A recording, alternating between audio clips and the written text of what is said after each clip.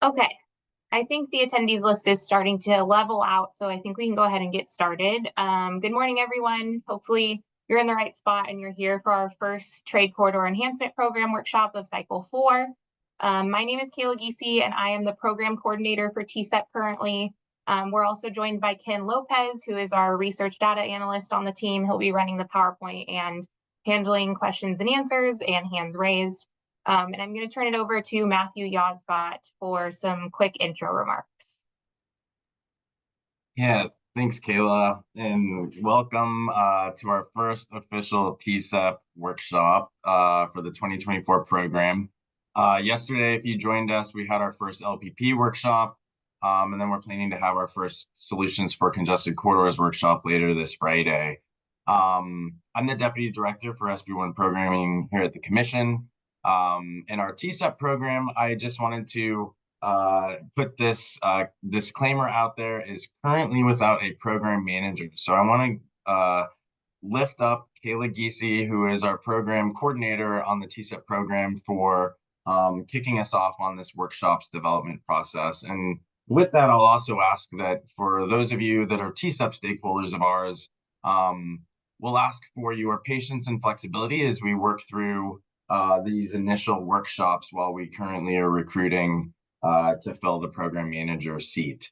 So with that, I'm very pleased to have you all joining us this morning. We have hopefully somewhat robust list of items to discuss with you this morning, and I will turn it over to Kayla. But I will be here supporting her. So we do encourage any questions or comments that you may have on either on slides or at the end. If there's anything that we didn't cover that you would like to know more about, to please do not hesitate to let us know. So Kayla, I'm gonna turn it back over to you. Cool, thanks, Matthew. Ken, we can go to the next slide, please. So just some quick workshop logistics. Hopefully you're all familiar with Zoom now, but we do encourage comments and questions as part of each item on this workshop. You should see the webinar control panel on the bottom of your screen. That's where you'll find the raise hand and Q&A tabs. Please use the raise hand feature as early on as you can, so it gives us time to recognize you and unmute you if needed. Alternately, you can submit a comment or question through the Q&A tab, and one of us will acknowledge it. We'll read the comment on your behalf. And as a reminder, each registered attendee is provided a unique link for these workshops, so they should not be shared with other participants. Next slide, please, Ken. So just a quick overview of the agenda today. Hopefully you all had a chance to review the agenda when we sent them out. First, we're going to go over the 2024 proposed program schedule. And then we'll go over some lessons learned from previous cycles. We'd really like your feedback on that topic also. We're going to do a quick SB 671 recap for everyone, which will lead us into a zero emission freight and infrastructure in TCEP topic. And then we'll also go over some potential topics for subsequent workshops and stakeholder feedback. We'll review our office hours that we're holding again this cycle, and then we'll have some time for questions and comments at the end, just general over topics that we covered today. We'll do a discussion recap, and we'll cover any action items and next steps that we need to. Next slide, please. So here's our proposed 2024 program schedule for TCEP, SB1 in general. So our workshops are going to run from January through April 2024. Office hours are also scheduled to be from March to May 2024. We're hoping for guidelines adoption and call for projects to be in summer of 2024. Applications will be due in the fall or winter of this year. And then cycle 4 program adoption is slated right now for summer of 2025. Before we move on, I'll ask if there's any questions or comments on the schedule topic really quick. Hi, Kayla, there isn't any questions. Okay, thanks, Ken. Next slide, please. All right, so we want to give just a quick overview of the Trade Corridor Enhancement Program for any of you that might not be familiar. First, the program objective is to fund public infrastructure projects that have a high volume of freight movement. and to also support the goals of the National Highway Freight Program, the California Freight Mobility Plan, and the guiding principles of the California Sustainable Freight Action Plan. Funding for the TSEP is approximately $400 million per year. That's a combination of state and federal. Next slide, please. Eligible agencies for TSEP include cities, counties, metropolitan planning organizations, regional transportation agencies, port authorities, public construction authorities, and Caltrans. And eligible criteria includes projects that must be in a regional transportation plan, and if within boundaries of an MPO consistent with an approved sustainable community strategy. So eligible types of projects are projects that enhance the freight system's economic activity or vitality, relieve congestion on the freight system, improve safety and resilience of the freight system, improve freight system infrastructure, implement technology or innovation to improve the freight system or reduce or avoid its negative impacts, or reduce or avoid adverse community and/or environmental impacts of the freight system. Next slide, please, Ken. Okay, so this is kind of our first topic that we're hoping all of you will chime in for and give us some feedback. We're going to go over lessons learned from previous cycles. And what you see on the slide are just some things that we came up with based on our experience in the last cycle. So first, partnership with private industry and on zero emission projects. We recognize that this is something we're still kind of continuing to work on since it's new to the program. We want to continue to work with Caltrans on supporting these types of partnerships and to make them easier to navigate, and to work with our private partners as needed. So inconsistencies among performance metrics and the narrative. This is something that during evaluations last cycle, we noticed many applications had inconsistencies among the data that was in the performance metrics table or even the PPR and the actual narrative in the application. It's really important that the narrative and the data are clear so that evaluators can understand it better. So next, projects submitted for TSEP must be freight projects with freight benefits. If you feel like your project or projects might be a good fit for solutions for congested corridors or local partnership program, we encourage you to participate in office hours to ensure that you are applying for the program that your project is eligible for and is the best fit for. For Caltrans nominated projects, a clear definition of state versus regional funds being sought is important. Sometimes applications don't clearly state this, and it can be difficult for evaluators to determine what kind of funds they're looking for. So we just, again, want to encourage an easier evaluation review process, so this is important. I do see a question came in, but I'll go over this last slide and then we'll get to it, or this last point and we'll get to it. And lastly, how to handle criteria that isn't applicable to your project. So it's okay if a specific criteria is not applicable to your project, but it's helpful for you to state that in your application. We don't want applicants to try to create a narrative for that criteria if the project doesn't meet it, but we do want you to just keep it simple and state the criteria is not applicable. So what lessons have you learned from applying to past cycles? As everyone thinks about that, maybe we'll go to the question I see from Jess. Could you clarify the first bullet? Are you looking for more partnerships with private industry? Yeah, so I think that, we want to support those opportunities where they are. And again, like I said, because they're new to this program, we're figuring out the best way to navigate those things. Matthew, do you want to elaborate on that a little bit? Yeah, I would be happy to. We understand that right now, most of the developers and contractors that are going to employ battery electric charging stations and hydrogen refueling stations for medium and heavy duty vehicles are going to be private industry. And so what we're hoping is that through public partnerships, either local, state, or county partnerships, that private industry as well as public applicants can join on projects that either directly support or solely support zero emission infrastructure. We have a few examples of projects that we recommended funding for in cycle 3, or potentially add on, like, tack on a zero emission element to a larger infrastructure project, which is, more of what I would say is a typical on system or rail improvement that TCEP has historically funded. We're not necessarily asking for more private partnerships, but we are certainly creating a space for zero emission projects to be competitive in this program. And our understanding is that most of those zero emission projects are going to be implemented through private partnership. So I hope that answers your question.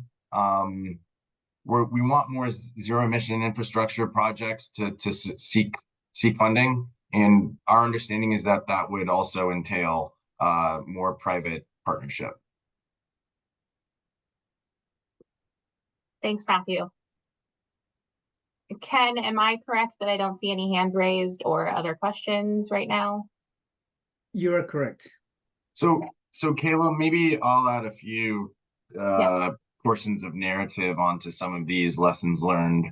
Primarily on that first bullet, cycle 3 was our first program period where we really saw zero emission infrastructures projects come into consideration, as well as projects that were solely zero emission infrastructure projects. And we understand that historically, companies or contractors that might implement those types of projects have not regularly or historically sought transportation funding through programs like ours at the Commission. And so, as a lessons learned, we are encouraging, not just our public partners, but our potential private partners on those public projects to really start to build relationships locally and regionally and at the state level sooner than later.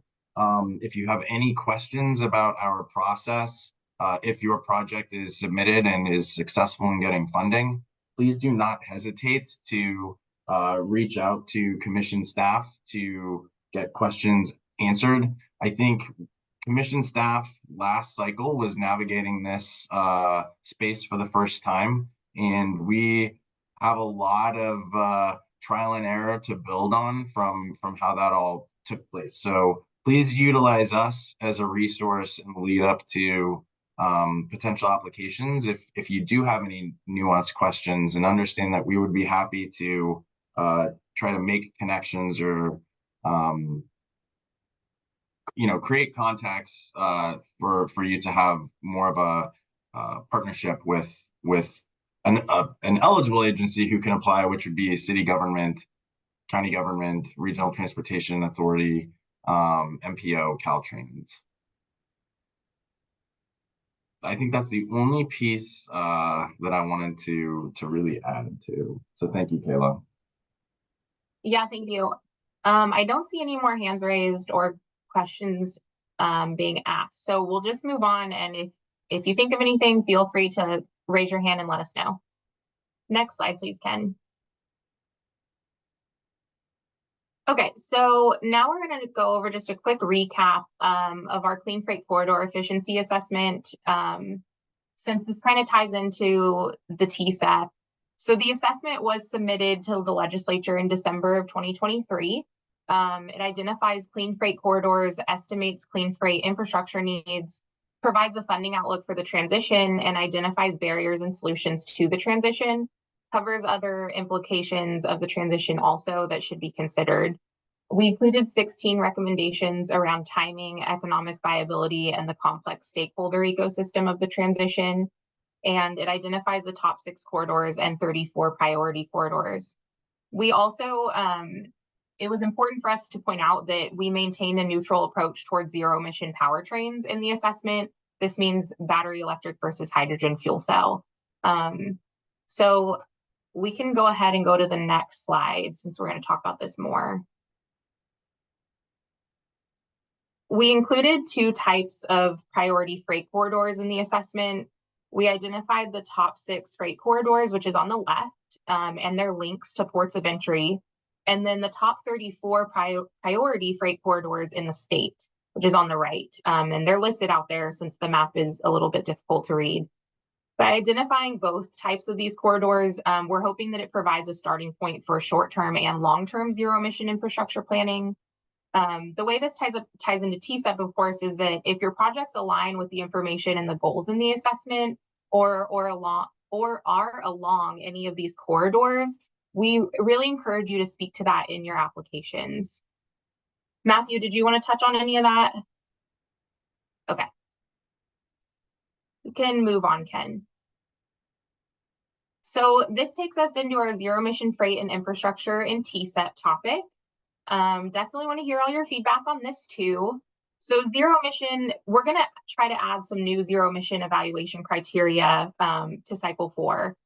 The incorporation of a matrix designating what should be included for zero emission, medium and heavy duty infrastructure projects versus non-zero emission projects may be added. We also are thinking of new criteria to evaluate zero emission, medium and heavy duty infrastructure projects based on our SB 671 work, which is in the next slide we'll go into. And then new guideline attachments, which include the top 6 zero emission freight corridors that I just went over and the 34 priority corridors also, and potentially additional SB 671 resources as attachments to the guidelines. And also important to remember that freight throughput is still a key factor in evaluations, and projects that combine factors, including zero emission freight infrastructure, are the most competitive. I'll pause here in case anyone has any questions or comments on this. And in the next slide, we're going to go into a little bit more detail on that new zero emission criteria that we're thinking about. Yeah, so Kayla, I'm gonna maybe, if there are people that are putting thoughts together or not, yeah, I'll just qualify some of this. So regarding a matrix that we understand that this program in particular is starting to become a bit complex in terms of the type of information we're asking you to navigate and submit to us. And we are very cognizant that the more that we ask for creates more work through the application process. And so that first bullet is really meant to be kind of a, maybe matrix isn't the right word, but checklist in terms of if you are an agency that is seeking funding for a project that has no zero emission elements included, you can follow this checklist and understand exactly what is expected to be submitted for a project that has no zero emission piece to it. If you are a project that is solely zero emission, you can follow that track and it tells you what components would be necessary to submit that type of an application. And then if you have a combined project, it would help you navigate what would be required in that circumstance. So this is mostly a tool to navigate our evaluation criteria that we hope adds a little bit more ease of use compared to what we had in cycle 3. I also want to emphasize that last point. Obviously, the commission has taken on a huge effort in our Clean Freight Corridor Efficiency Assessment over the past 2 years, which was led by Hannah Walter. She hasn't gone too far. She's currently a principal transportation planner at Caltrans.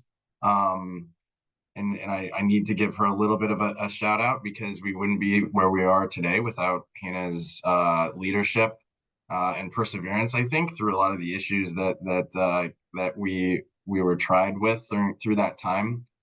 But as you know, as our TSEP stakeholder group, we definitely want to emphasize zero emission infrastructure is going to be a key freight need for the foreseeable future.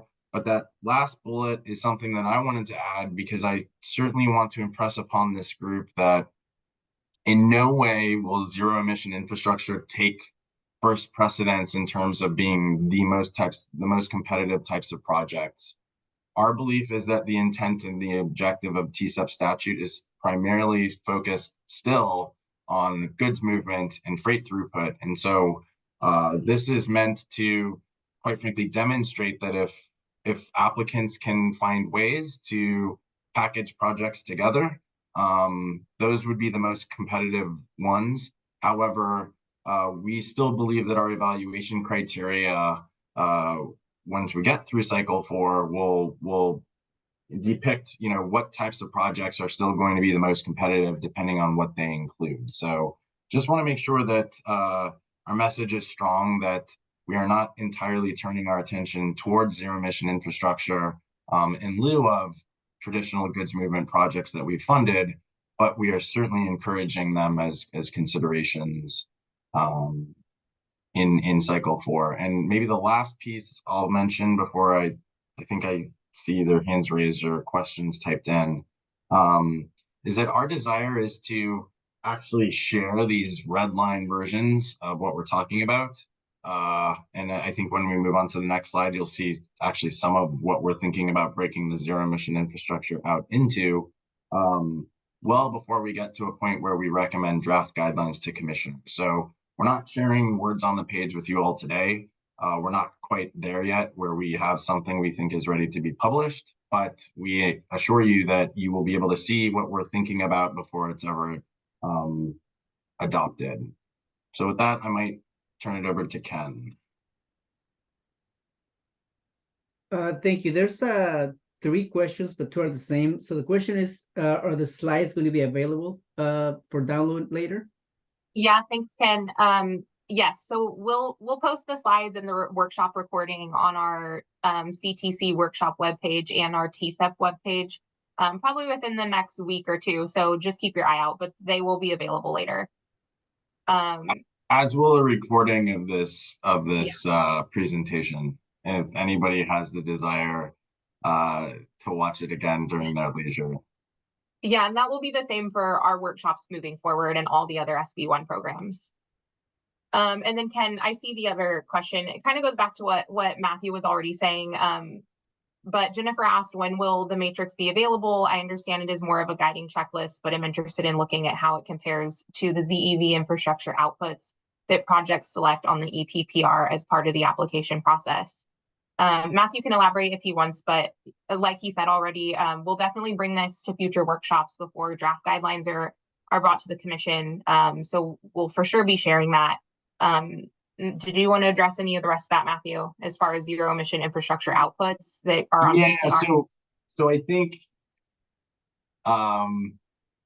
our desired practice, ideal practice would be we would be able to present anything we're talking about in kind of a fleshed out draft before we talk about it, so that you are all aware of what we're thinking. And at this stage, we're still kind of in the brainstorming. Is this the right way to go? Is this kind of stuff going to be helpful? And we have some drafted language and iterations of this currently up, but based on any feedback we received today, and a bit more internal review at the commission, I would like us to be able to post something, akin to what we're talking about during today's workshop prior to our next workshop, if we can get there. But I assure you it would be something that we would make available well before we get to the point of asking commissioners to consider draft guidelines later this May and June. So I cannot guarantee or commit that we would have it to you within the next 30 days, but we hope we can get close to that. Thanks, Matthew. I don't see any other questions. Oh, yes, Jess, the SB 671 assessment is actually linked on our SB 671 webpage. And maybe Ken or Celeste could put that in the chat for everybody also.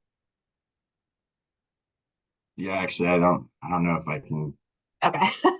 Yeah, but it is on our Clean Freight Corridor Efficiency Assessment webpage on the CTC website.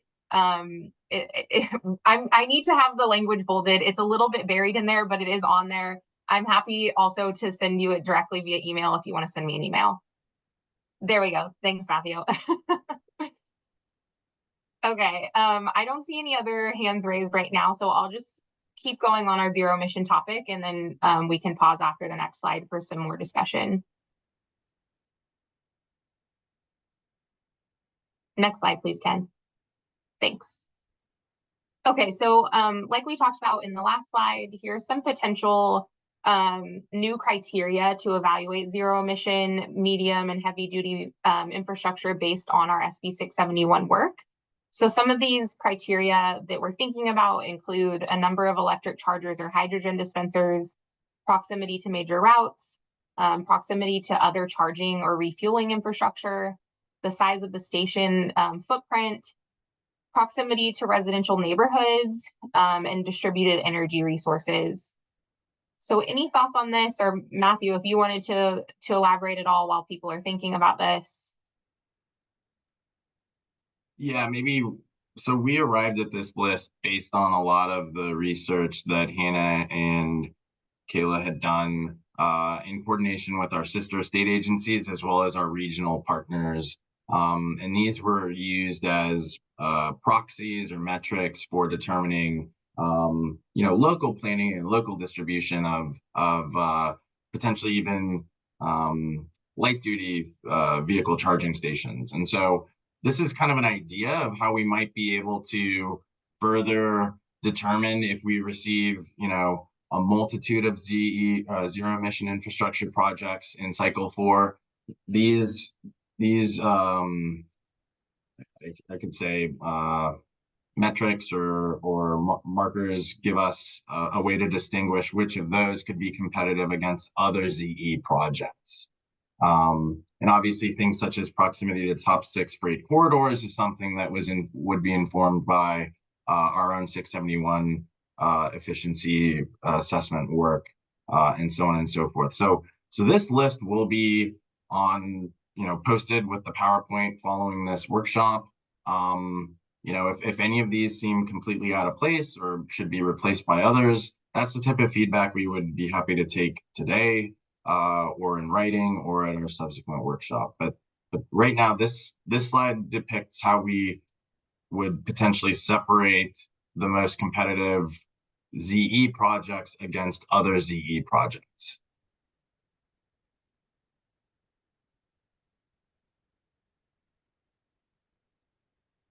I'm not seeing any hands raised yet. I do see that we got a comment from Akiko saying, thank you for acknowledging the added complexity to application content that comes with added requirements or evaluation criteria.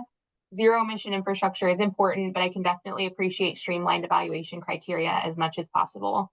Yeah, thanks for the feedback, Akiko. Okay, anything else? Okay. Ken, we can go to the next slide. So I think this is our final, no, almost our final topic of the workshop, but here are some proposed topics for our future workshops that we're thinking about. We'd like to go over some additional workforce development language in the guidelines, clarifying language about supplemental funds, additional consideration regarding climate resilience, protections for natural and working lands, and public health. Zero emission evaluation criteria will be continued, obviously. And equity and community engagement, that's going to be with all SB1 programs. Again, we will have another equity and community engagement workshop that covers all 3 programs like we did last cycle. So definitely keep your eye out for that information. We'll be sending a save the date around most likely. And then we want to know what other topics you want us to cover. Okay, we have a question I see. So while other people think of these, from Michael, for supplemental funds, we have a Caltrans led project with right-of-way funded in the STIP, which has already been allocated and is in the process, but has experienced cost increases. Can we apply for TSEP funds for the right-of-way phase to help cover the cost increases? Matthew, I'm going to turn this one over to you. Yes. And Michael, I might suggest that we just take this one offline because I know it's a very specific instance, but I'll try to speak about this broadly, maybe regardless to this particular project. So if a project is successful in achieving any TSEP funding, that project is considered a complete package. That project is determined to be, full scope and full cost through whatever components, or I should say phases of delivery that project is seeking. So, for example, if a project is successful with the Caltrans partnership, because I know you added supplemental into here, if a Caltrans supported project is successful in receiving funding for just construction funds, what that means is that TSEP project, for all intents and purposes, is expecting the applicant to get through all pre-construction phases and cover any necessary cost increases to be entitled to receive that TSEP construction funding. If there are cost increases on construction, that agency, as well as Caltrans, have discretion, since it was a Caltrans nominated project, to recommend supplemental TSEP funding for the construction phase, because in this example, that's the only phase that received TSEP money. They are, entitled to seek approval for TSEP supplemental funds on construction. That is, I would say, primarily a Caltrans decision, whether or not Caltrans would be willing to, for lack of a better way of saying, borrow funds from the future cycle of the TSEP state share, which is kind of a complex issue that I'm not giving too much insight into right now. But Caltrans could recommend supplemental funds only on construction in that instance, because right-of-way in that example was not funded with TSEP. Right-of-way could not be funded through a supplemental TSEP award. And if right-of-way experienced cost increases on a project that already secured construction funds, I would say that nothing in the program guidelines would preclude an agency from seeking right-of-way funds. However, because construction funds are already programmed, and because of that guarantee that I explained that we would require that all pre-construction phases are adequately covered, I wouldn't expect a project competing for right-of-way funds due to cost increase where construction was already programmed in TSEP to be very competitive. So I think, there's nothing in the guidelines that would prevent that application from being considered eligible, but I would argue that it wouldn't necessarily be very competitive, because the only phase that we would be considering would be right of way, and we would have to account for that there's already construction TSEP funds on there. Now, if that project, sought a full competitive bid again, the project would be considered upon its, full merits for what it would be delivering with, a new funding plan. And I would argue that that would be deemed, that would be eligible to come back. So I hope that answers the question. But Mike, if you have additional questions, we're happy to talk about it. I'm not seeing anything else in the Q&A, and I'm gonna just make my pitch that I made yesterday on LPP, which is we are now approaching the 4th iteration of the Trade Corridor Enhancement Program. As an SB1 program, the first year that we adopted a 4-year program was 2018. So we've been running these programs for over 6 years now. And we at the commission don't want to take on huge changes unless there's kind of an impetus to do so, either by overarching statute, which 671 put a bit more emphasis on ZE, so we covered that today. We endeavored a lot of changes for CAPTI in cycle 3, but unless commissioners ask us to take programs in different directions, we don't traditionally have a whole lot of changes to propose. And so when we have these workshops with our stakeholders, if we don't hear a whole lot of feedback, we're left to assume that the program is functioning relatively well, that hopefully a majority of our stakeholders are satisfied with how the program has been run over the past program periods. And we're left to assume that if it's not broken, let's not try to fix it. And so aside from a lot of the topics you see on here, one which I really do want to raise up, because workforce development, especially in the ZE space, is going to be increasingly important. And we do plan on having a bit more robust of a conversation on that particular one. We aren't planning to take this program in too many different directions aside from what you heard today and what you see on the screen currently. So I am urging that this is a good opportunity, or even in our next workshop, or if you want to follow up with a phone call or in writing, if any of you are project sponsors or members of the public who, believe that there are necessary changes that we haven't already discussed, please let us know so that we can consider them and bring them back to the group. I think I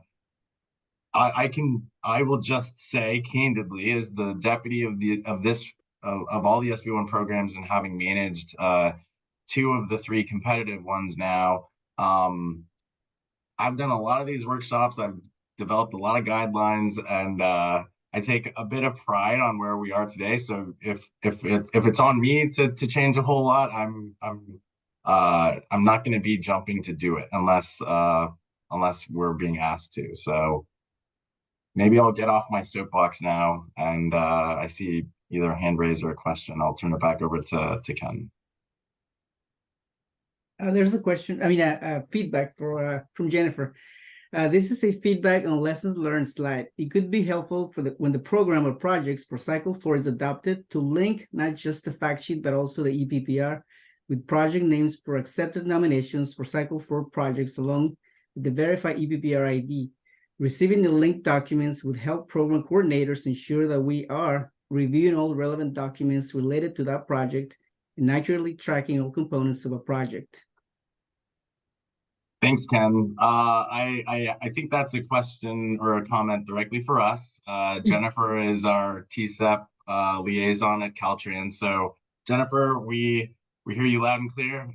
We're happy to consider efficiencies in our process, especially if it's a regular process outside of the guidelines development. We're happy to take that feedback at any time.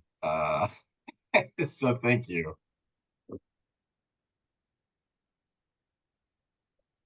Okay. Questions or raised hands? Thanks, Ken. I'll go ahead and just give it a few more seconds, see if anyone has any more feedback before we go on to office hours.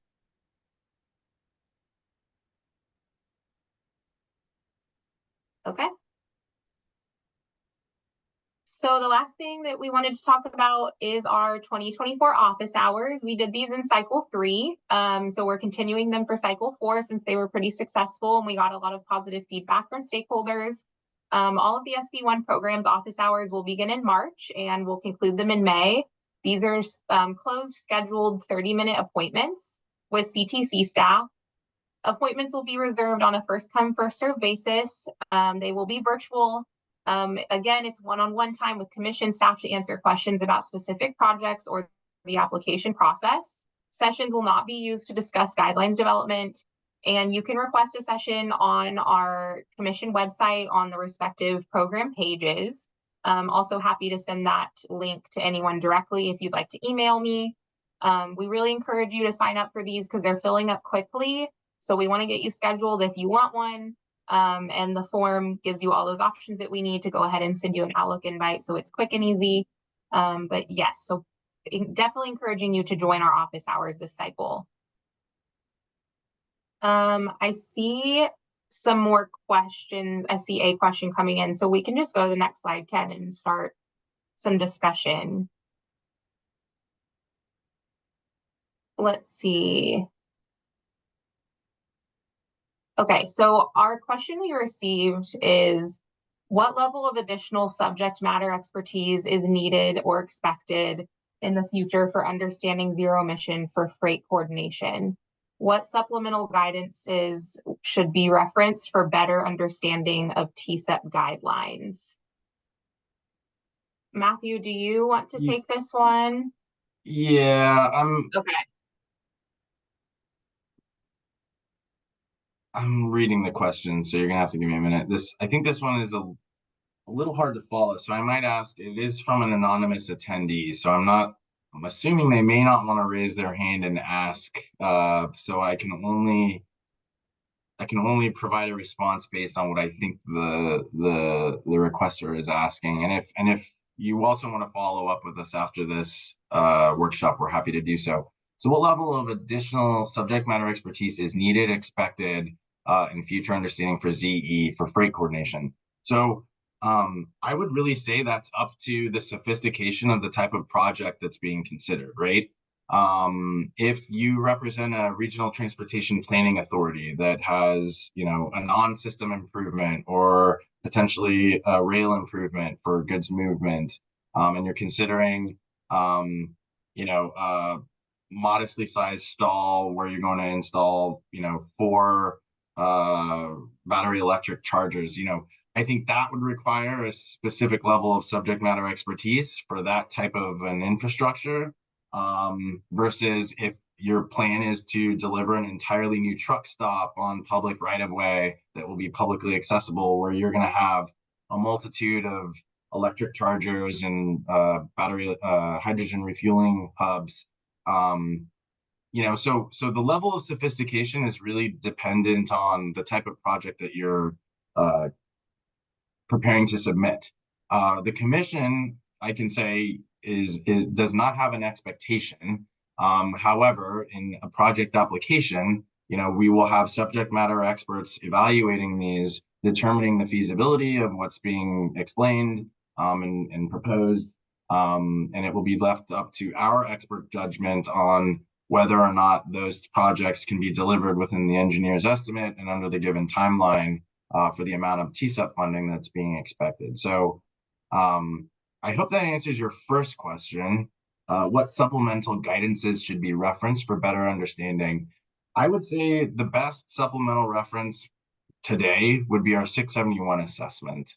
Hannah and Kayla and our consultant McKinsey composed a very lengthy document which describes how zero emission infrastructure for medium and heavy duty vehicles could potentially be rolled out in the state of California. It's not going to be a blueprint on the type of stations that should be built, but it would be more of like a local or regional roadmap on where those locations could be, and some of the processes that could be executed in getting there. If additional resources are needed, I can tell you, you can at least reach out to us and we can point you in different directions. But other than that, I don't think I can answer that question any better than how I understand it. –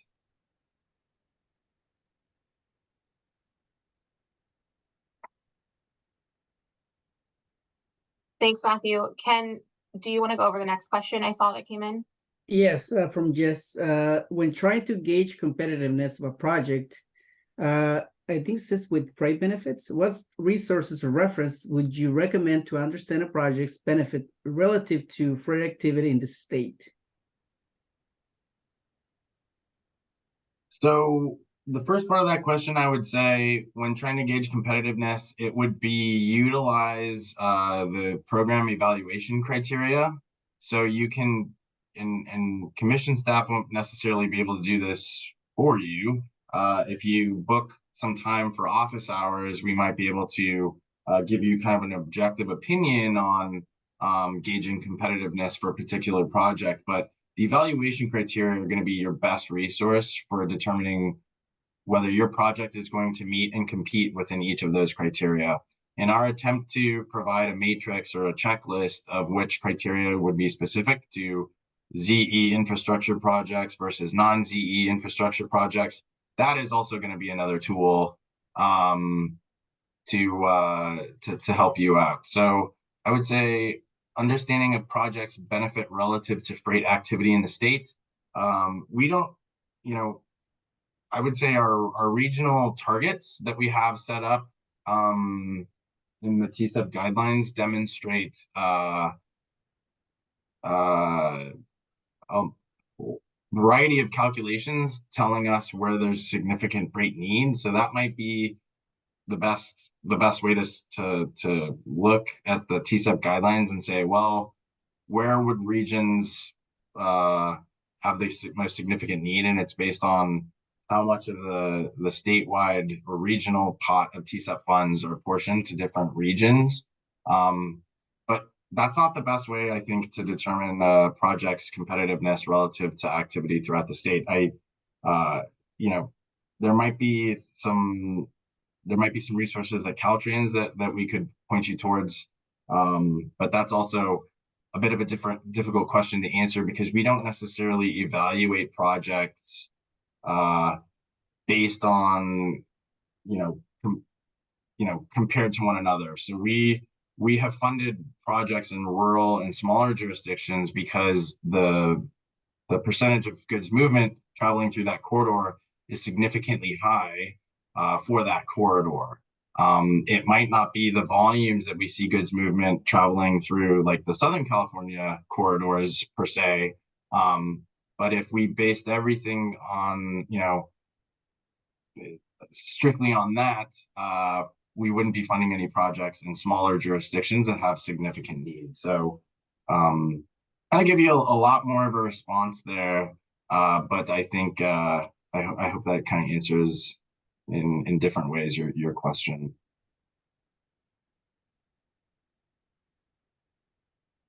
We have another question. So let me read it off. So the CTC's website indicating that the purpose of the Trade Corridor Enhancement Program is to provide funding for infrastructure improvements on federally designated trade corridors of national and regional significance on California's portion of the National Highway Freight Network, as identified in California Freight Mobility Plan, and along other corridors that have a high volume of freight movement. The question is, how do we know what corridors are high volume of freight movement? Is there a map that we can check to see if our nearby rail lines are high, medium, low, i.e. meets this criteria? Especially we have two Union Pacific rail lines that run through the city of Marysville. Thanks, Ken. And thank you, Vincenzo Corazza. I know that exists and we can provide it to you. I don't have it at my fingertips right now, unless Kayla or Ken know where we could direct you to, existing. And I believe this is data that Caltrans has organized and has publicly facing is my assumption. But you'll have to forgive me. I don't have immediate knowledge of where to point you. So we're gonna document that question, Vincenzo, and we'll follow up with you offline. I see no more questions. Thanks, Ken. Okay, anyone else before we end the workshop and go over our next steps?